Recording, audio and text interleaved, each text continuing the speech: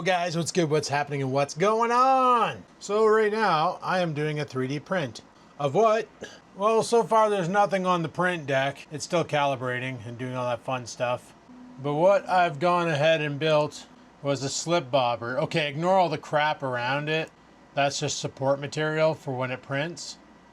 But I made a slip bobber because I don't have one, and I don't feel like going to the store to buy one. So I figured, why not just print one, right? It's just a piece of plastic with air inside of it that sits upright, and then when a fish bites and pulls on the lure or the bait, the bobber goes underwater and you know to set your hook. So I figured, I'll just print one. What's the worst that could happen? Well, like every other project, there's an excellent chance it's going to be scuffed. So I'm going to let that go through and we'll see how this turns out. Now I'm going to be honest, I've been wanting to do slip bobber fishing for a while, ever since I first saw. It was actually a friend of mine doing it, and the reason why I never got into it was I couldn't find the bobber stops anywhere. Everywhere I looked for bobber stops. Basically, it's a tiny little piece of plastic that you slip on the line, and it's... Is that printing or is that just moving material? I can't tell what's happening right now. Oh no, it's working. Okay. The way it looked on the screen, I put down some glue stick, but it didn't look like it was laying down. It looked like it was just pushing material that didn't adhere on the first drop of the skirt. Skirt. But yeah, for the life of me, I couldn't find bobber stops anywhere. Everywhere I looked. Walmart, Canadian Tire. Couldn't find them. I found them on Amazon, but they were kind of pricey for what they were. So I ended up doing a bit of... Where the hell did that come from? It's like a clip. Probably from that backpack. But no, I was just scrolling through my home feed on YouTube when I came across a guy saying the only slip bobber rig you need for catching walleye, and I was like, huh, okay, let's see what he's got. And I couldn't see anywhere on the line that he had a bobber stop. So I was like, how the hell is he doing this? So I click on the video. I should probably grab my watch, eh? Took my watch off to charge it because it was at 25%. I didn't just slam the door on her tail, did I? Yeah, I wanted to charge it up. Haven't charged it since Friday. But no, so I started watching this video, and Buddy's talking about all the different techniques, and he's catching fish in the beginning like crazy to show that it works, which is great. I forgot my freaking chain. I like to wear my chain. But yeah, he's going through, he's catching all these fish, and he's like, oh yeah, this works great, blah, blah, blah. And he's like, there, I finally caught my limit. I guess wherever he is, 3 walleye is the limit. So then he finally starts breaking down the rig. So literally, hook, drop shot, a barrel swivel attached. One end's attached to the braid that goes on his reel, and the other end was an 8-foot fluorocarbon leader. So I was like, oh, okay, he's using a barrel swivel. That's pretty cool. Because he's not reeling past the 8 feet. He's actually casting with 8 feet of line out. I'd probably do 6 feet, but whatever. Teach their own. And then he finally gets the meat and potatoes that I was looking for. How the hell is he doing a bobber stop? And then he shows it. Instead of using a bobber stop, he's using 12-pound monofilament in like a makeshift fisherman's knot. Wrapping it around the braid and then basically tying a fisherman's knot so that it looks like a coil pretty much around the line. And he's putting a bead before it so that the bead sits between the float or the slip bobber and the knot. Brilliant! Had to go back in the house and grab my headphones. Still confused how I broke this camera where up and down on the joypad is zooming instead of doing the proper thing. But whatever. Anyway, let's get off to work because it is that time. And today's not going to be fun because I got to train a student. And one thing I can tell you guys about me, I frickin' hate training. I hate when jobs do that. They force you to train people. But anyway, back on topic of the slip bobber. You know, using monofilament on braid as a bobber stop, quite possibly brilliant. But then I realized I've seen that technique before. I was on Amazon and looking up bobber stops, and I came across some that were literally just a monofilament line wrapped around a tube, and what you do is you pass the tube over your main line, and then you slide the tube off, and the monofilament falls onto the main line, and then you grab the ends and give it a tug, and then cut the leads, and boom shakalaka, you got yourself a bobber stop with monofilament. And this company was selling these things for way too much money. So who doesn't have, like, if you're an angler, you probably have spools of monofilament sitting at home doing nothing, because if you're like me, you can't stand the stuff except for certain situations when you can somewhat tolerate it. But 90% of the time you're like, holy crap, this shit's so elasticy. And yeah, it's more durable than braid, I find. I find braid itself, you know, if you catch it on a sharp rock, it snaps, where like fluoro, it can be really tolerant to abrasion, and mono is a little bit more tolerant than braid, but not really that much, because if you stretch it too far, it'll snap. But I noticed with braid that it doesn't take much to if it catches the side of a rock or the inside of a pike's mouth, there's a good chance that if it rubs up against a tooth for too many times, it's going to cut, where fluorocarbon holds its own, which is why you'd want a fluoro leader. So you don't want to use a full fluoro setup, because the problem is fluoro sinks, and you would end up with, gradually over time, a great big hoop in your friggin' line that would cause you some heartache, right? You'd see the bobber go down and go and set the hook, and all you're doing is ripping slack, and the hook doesn't get set. But yeah, like the idea of a bobber that I can set the depth without having to leave a whole bunch of line out, like I don't mind casting with 6 feet of line out. That's not a big deal. You can even just go 4 feet out and you're still pretty good. And the bobber would sit above the barrel swivel, so that if there is an issue with like you'd always have 4 feet or 6 feet or whatever you got for your leader line out. But no, I never contemplated using monofilament. Now I've done leader lines tied using monofilament and fluorocarbon and all that shit. And the reason why it works so good is because the monofilament or fluoro bites into braid so nicely, because like braid's kind of abrasive. If you ever watch a fishing video and you hear someone catch a fish and they start reeling in, you hear that zit, zit, zit, zit, zit, as the braid's rubbing on the eyelets of the rod, where you don't get that with mono, copoly or fluoro. So the way it's braided, it's pretty much like a rope you would climb in gym class, if you will, and it's pretty much like a saw. And that's one of the problems with it catching a rock and snapping, where fluorocarbon and mono is pretty much like a plastic line that is smooth as glass and pretty much invisible underwater, which is why a lot of people use it for leader line. Fluoro being very expensive and mono being super cheap, which is why if you buy a rod and reel combo from Bass Pro, they'll just load it up with mono for free. Our Cabela's does that here.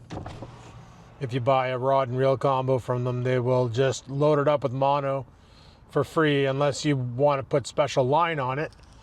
Then you buy the line and they'll load it up for free. You gotta buy the line still, but if it's just monofilament, they got spools of that shit that they'll just dump on the rod. But yeah, like I never ever thought of using mono as a bobber stop. So then I got all excited and I'm like, oh, I want a float bobber now. A slip float bobber, slip bobber, whatever the frig they're called.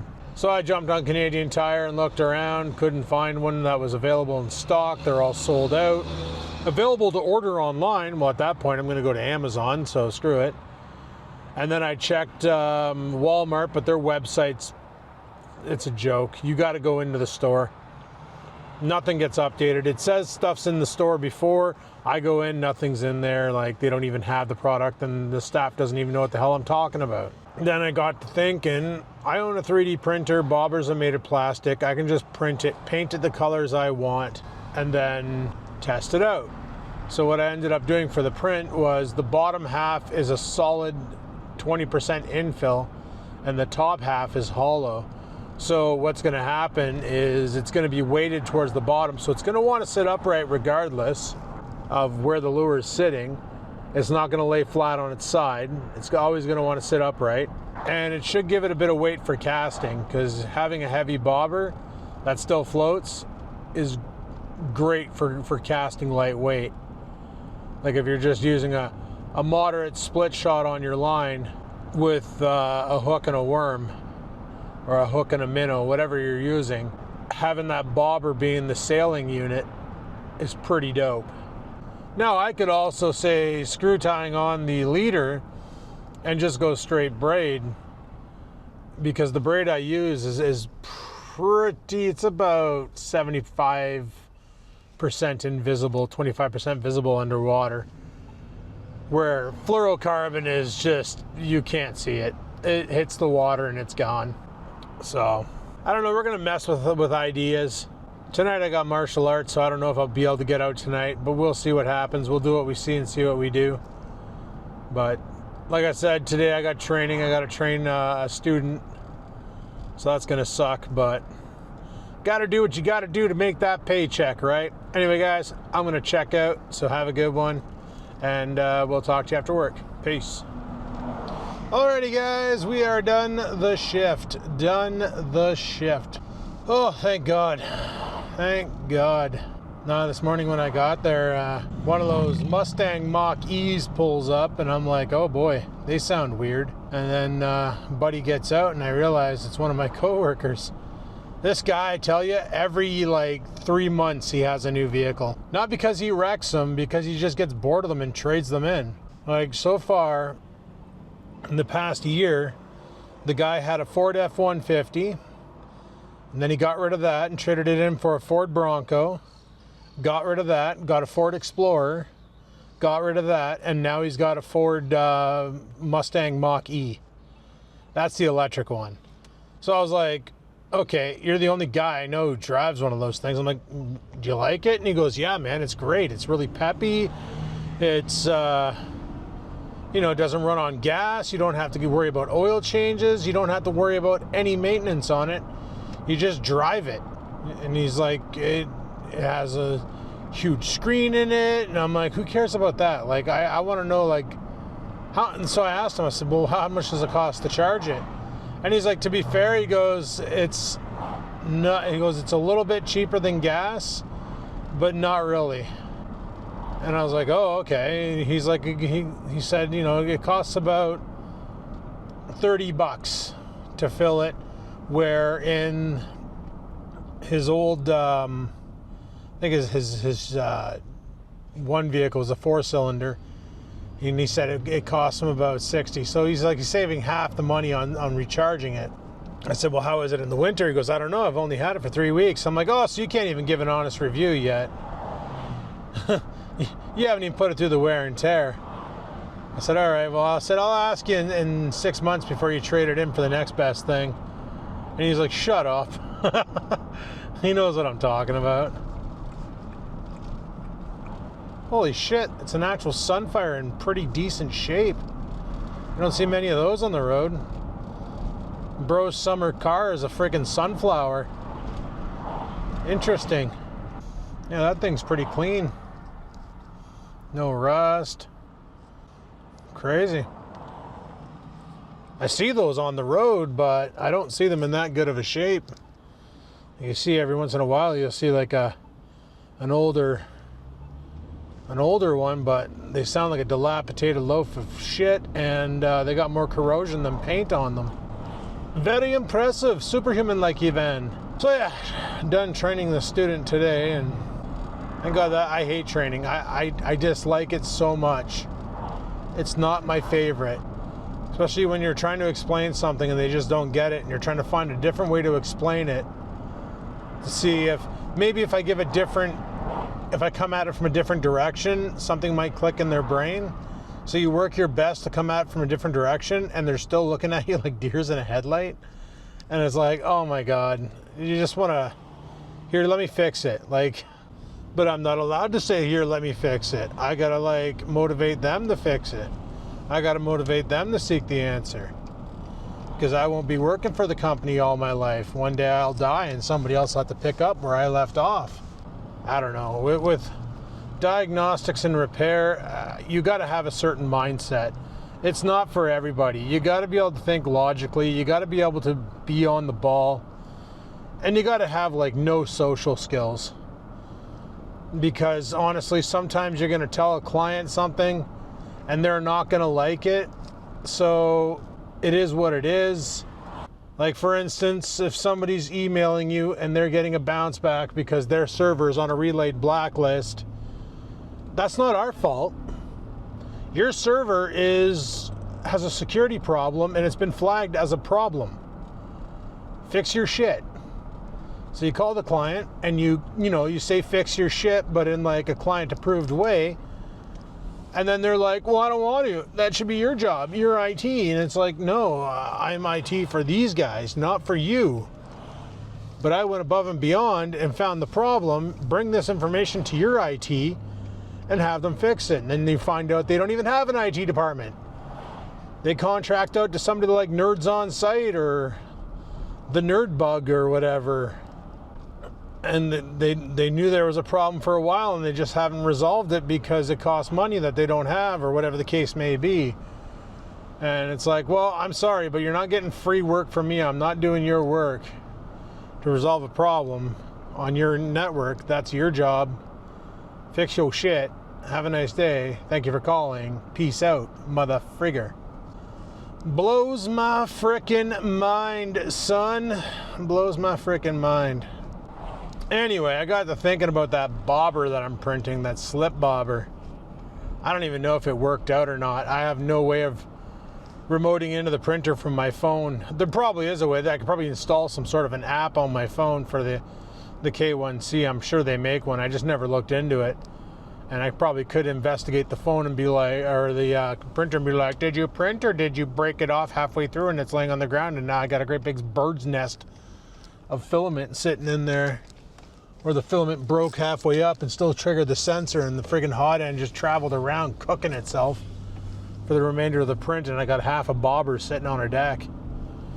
I don't know, I guess we'll have to go home and see if it printed. But I was thinking, I'm like, for a float rod, right now I use that 6-foot ugly stick. But I was thinking, I'm like, why don't, instead of doing the setup Buddy did today, it's a float rod. So, let me take my mic off here. I forgot it was on the seatbelt. Let me attach that to my baby. Ooh, all of a sudden, Buddy's trailer's here, but his boat's missing. Think maybe they bought a cottage and now they just keep it in the lake? Anyhoozle. No, I was thinking like, instead of using the braid and then using monofilament and then going to a clear fluorocarbon, using monofilament for the bobber stop and then going to fluorocarbon, why not grab the other metrics that I have that I've never taken the line off of? It's got like 10-pound fluoro on it, or even the friggin' bullet, the Zebco bullet, and making that into a float rod. Sure, the Zebco bullet is a push button, but on the other hand, it freaking sends the bait out there. So it's not that bad of a deal. Holy crap, I gotta kick on some fans. On the fans. Hey, it did print. Nice. Hey, it's one with the, it's one with the print plate. Gonna have to do the old bend and snap. Okay, I need 2 hands. All right, guys, so here it is. It looks like a freaking rocket ship right now, or like a Disney castle. This stuff on the side is just support material. That's gonna be a bitch to break off. Hey Google, turn on the studio light. Probably didn't need to go overkill on this freaking support material, but I did, so this is what happens when you let the software do the adjustments for the support material. It just goes cray cray and the yay yay. Wonder if I can pry against it without breaking the print.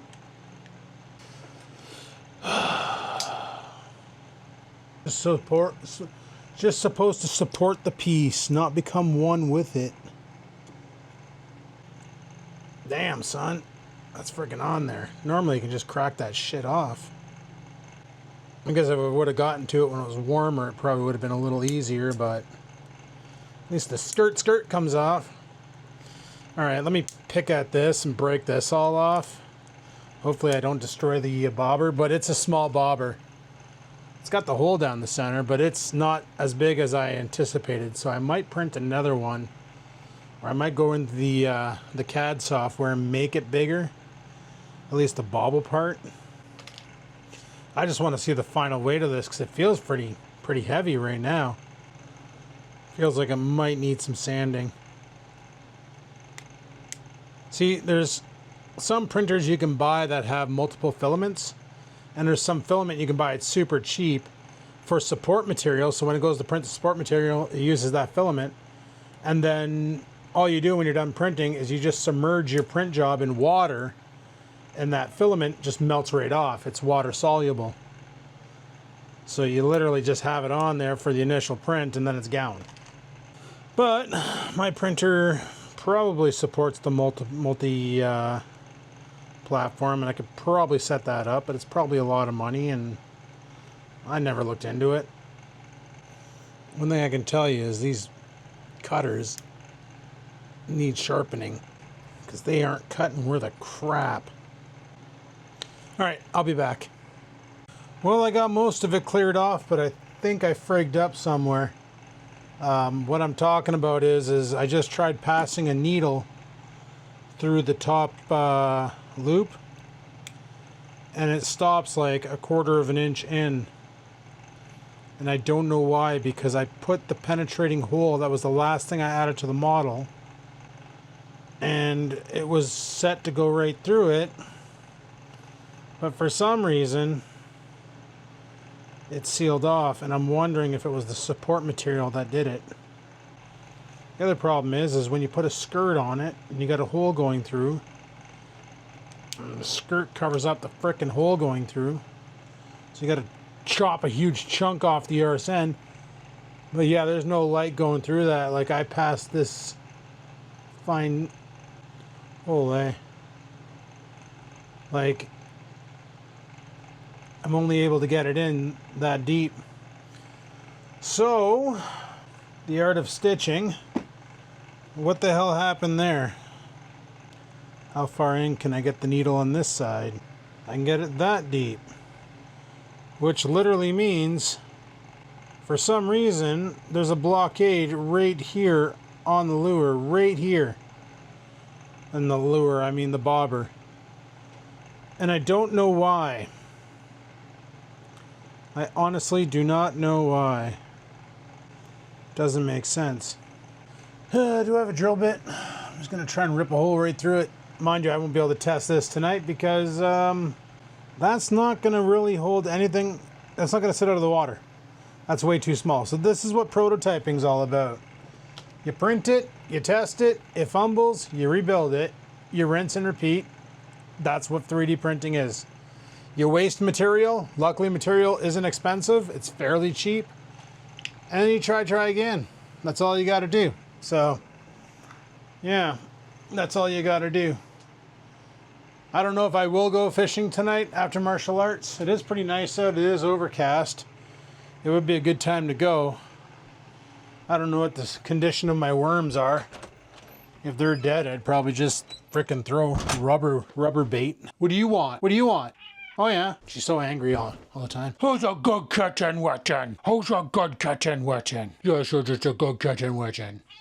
Yes, yes. It's funny. Like, I love cows, right? Like, they're my favorite animal, and any chance I get to go see a cow or pet a cow, like, I'm on it. And the amount of videos I get during the day of cows, except for one today somebody sent me, it was a cow becoming like best friends with a cat, and every day the cat would go visit the cow and ride on the cat's back and stuff, or ride on the cow's back, the cat would. Cow riding on the freaking cat's back. Poor cat. Are you still alive? All right, you guys are still kicking. You're not looking too healthy, but you're still kicking. Sweet. Hey, Hoozle guys, if I decide to go fishing tonight, that'll be on another video, either clips of fish I caught. Unless it's an epic night, then it'll be a fishing video of its own, who knows. But if I decide to, that means my next video is a fishing video. If not, who knows what the next one's gonna be. I've decided to start doing daily vlogging, kind of sort of like what I used to do, but not to that extreme. Like, none of these 59-minute videos. Gonna keep them around the 20 to 30 minute mark. So that's the plan of just what's going on in my mind and what's going on in my brain and what's going on in my head. I said the same thing 3 times with different terms. Cool. Thanks for watching. Hopefully you enjoyed. If you did, click that like button. Any questions, comments, concerns, down below they go. Found out why the prototype failed. There's a cross thatch section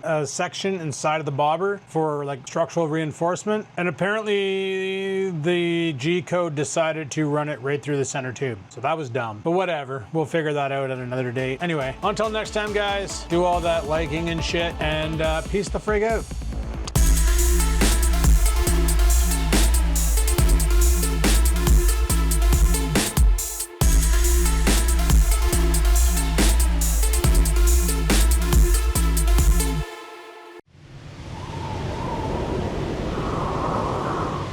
Sit, stupid, sit.